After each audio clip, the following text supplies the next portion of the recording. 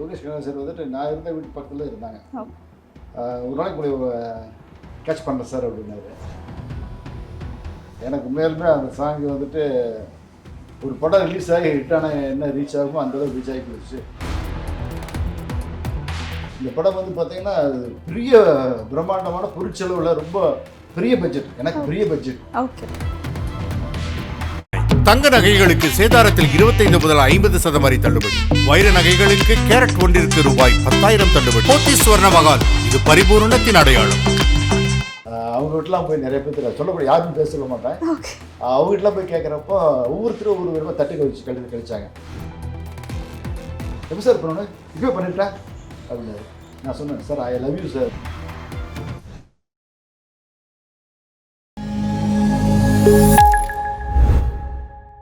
இப்போ ஆடி தள்ளுபடி, கூடவே டிஸ்கவுண்ட் வவுச்சர்ஸ். இதை எப்போ யூஸ் பண்றது? ஆடியில தள்ளுபடி, ஆவணில டிஸ்கவுண்ட் வவுச்சர்ஸ். போத்தீஸ் ஆடியில் தள்ளுபடியுடன் டிஸ்கவுண்ட் வவுச்சர்.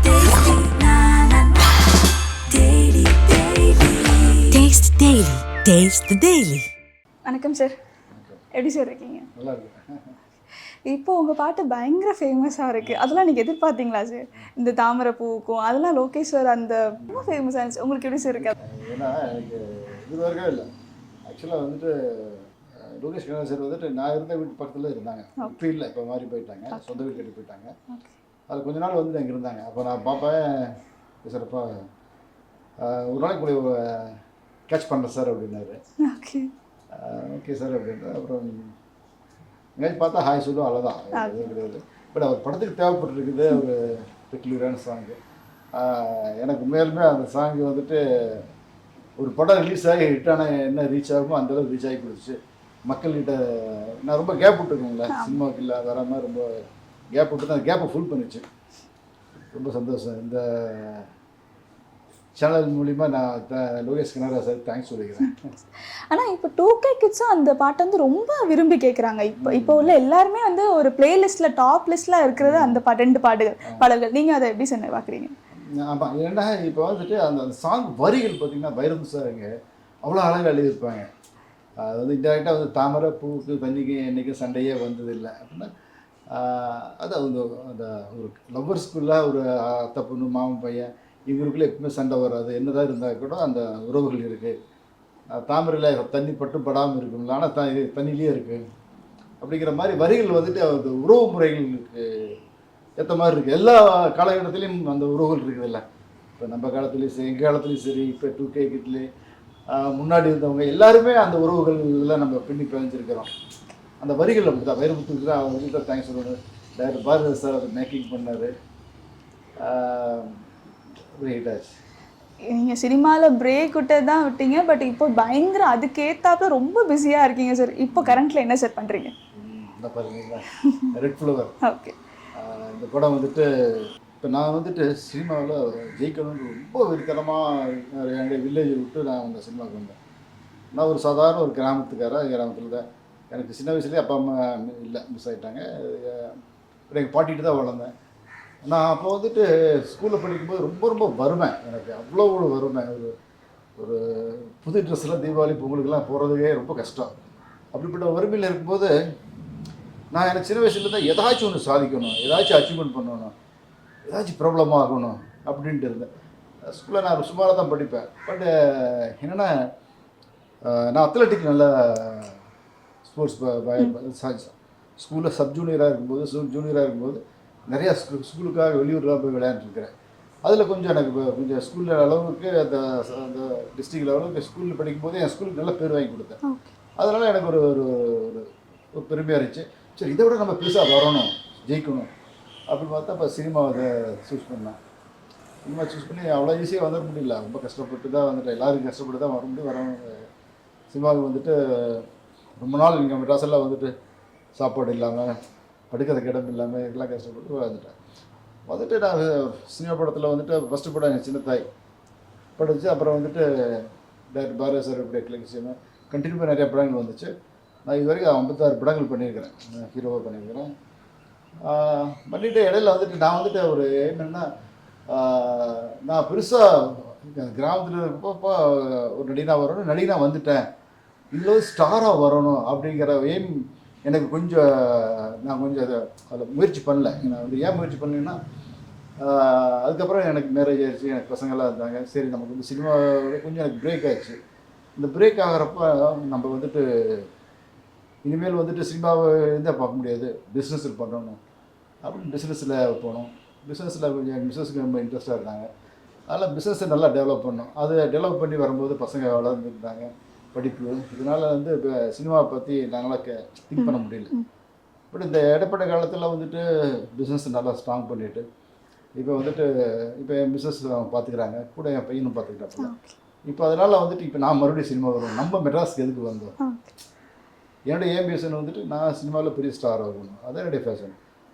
சரி இதுக்கு என்ன பண்ணலாம் அப்படின்ட்டு நான் இருக்கும்போது டைரக்டர் ஆண்ட்ரூஸ் பாண்டியன் எனக்கு அவரை மீட் பண்ணி அவர் எனக்கு ரொம்ப நாளாக தெரியும். அவர் ஒரு பெரிய ஒரு டெக்னீஷியன், நல்ல ஒரு திறமைசாலி.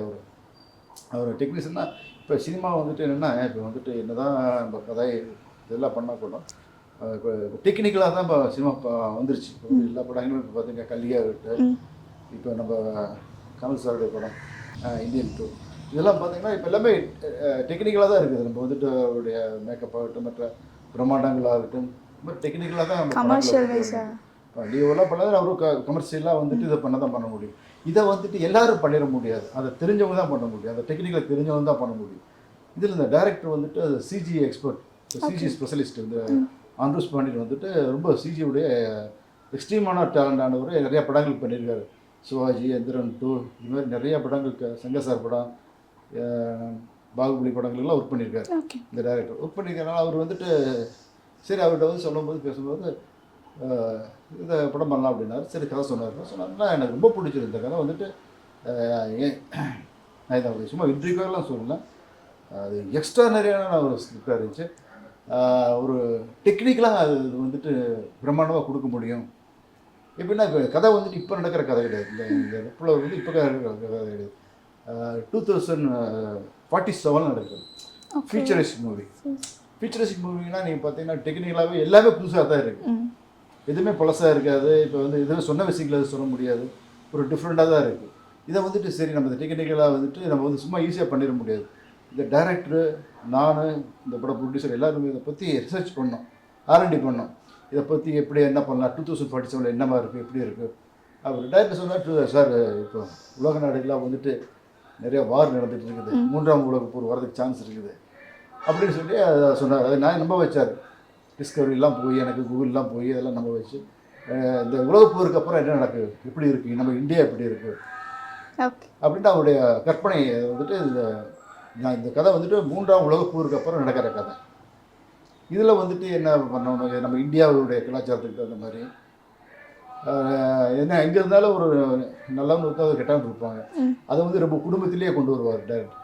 ஒரு அண்ணன் தம்பியை கொண்டாந்துட்டு விக்கி, மைக்கிள் 2 கேரக்டர் வச்சு கொண்டாந்துருக்காரு. விக்கி ட்வீன்ஸு, ஒருத்தர் வந்து நாட்டுக்காக நல்ல டபுள் ஆக்ஷன். ஆமாம், அது டபுள் ஆக்ஷன். ஏன்னா எனக்கு வந்துட்டு என்ன, நான் ரொம்ப கேப் விட்டு சினிமாவுக்கு வரேன்.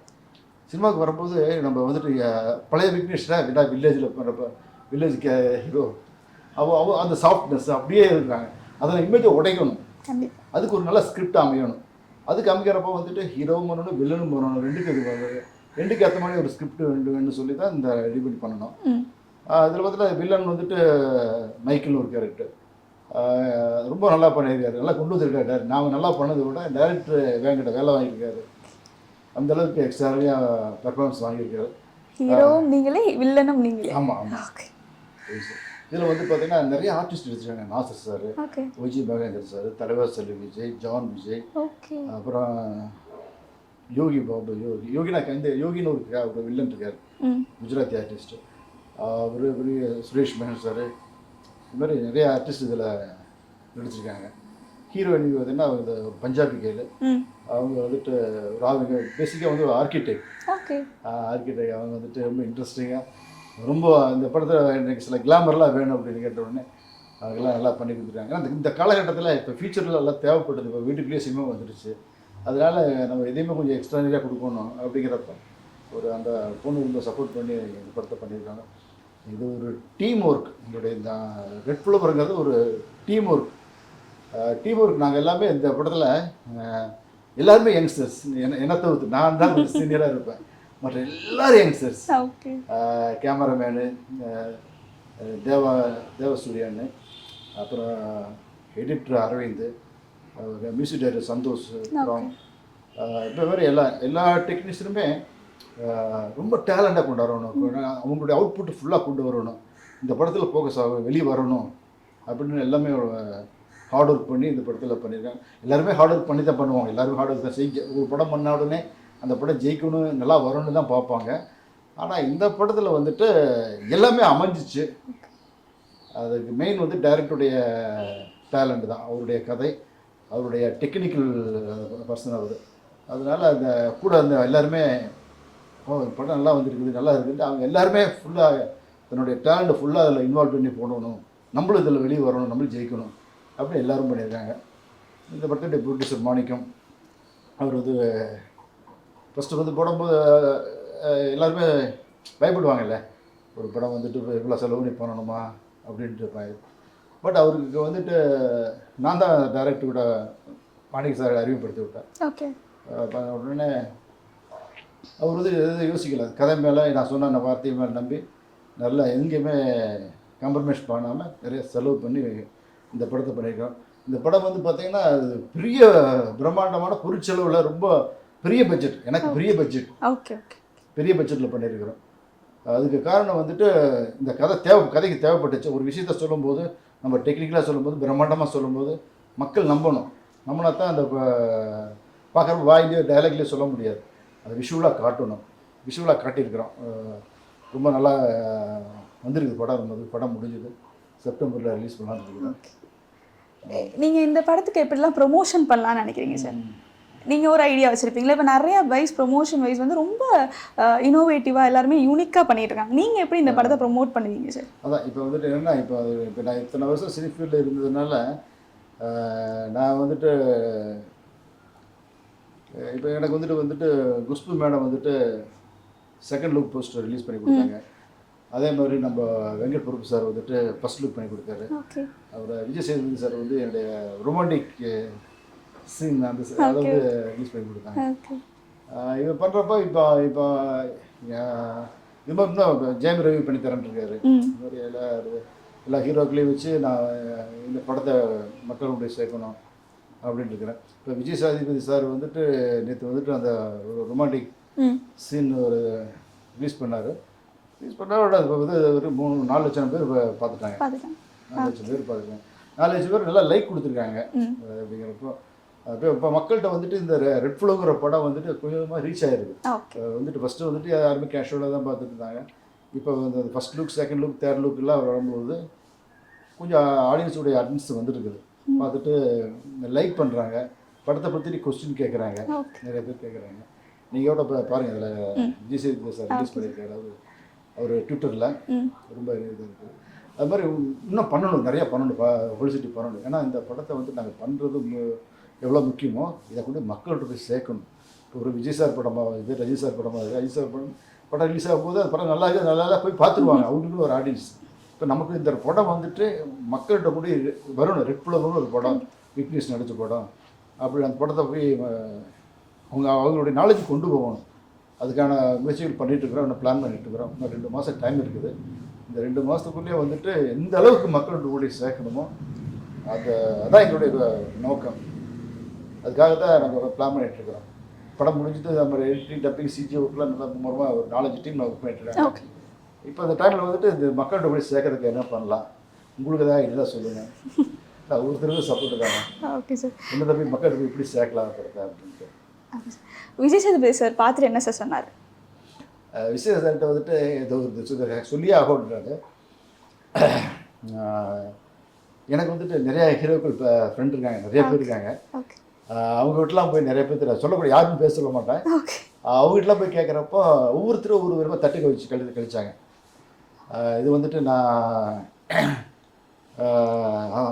அப்புறமேட்ட பிஸியாக இருக்கிறேன், நான் அந்த படத்தில் பிஸியாக இருக்கிறேன், இந்த படத்தில் பிஸியாக இருக்கிறேன் அப்படின்ட்டு ரொம்ப க்ளோஸ் ஃப்ரெண்டு தான் ரொம்ப பெரிய ஹீரோக்கள் அவ்வளோ தட்டி கழிச்சாங்க. ஆனால் விஜய் சேதுபதி சார்கிட்ட குஷ்பு எடுத்துகிட்டு சொல்கிறப்போ வெங்கட் பிரபு சார்லாம் வந்துட்டு எனக்கு சொன்ன உடனே எனக்கு பண்ணி கொடுத்தாரு. அதுமாதிரி புஷ்பா மேடம் விக்னேஷ் சார் அனுப்பிச்சுடுங்க நான் பண்ணிடுறேன் Okay. அப்படின்னா.